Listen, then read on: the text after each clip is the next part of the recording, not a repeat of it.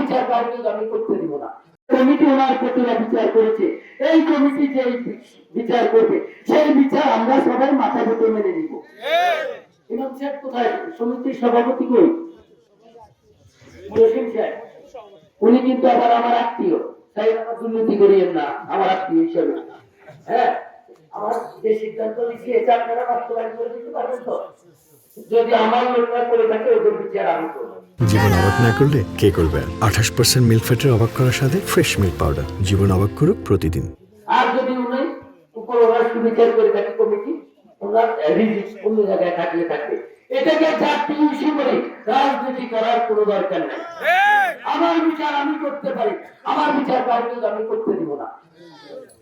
কারণ আমি আল্লাহর হুকুমে বিশ্বাস করি, আমি ন্যায় বিচারে বিশ্বাসী।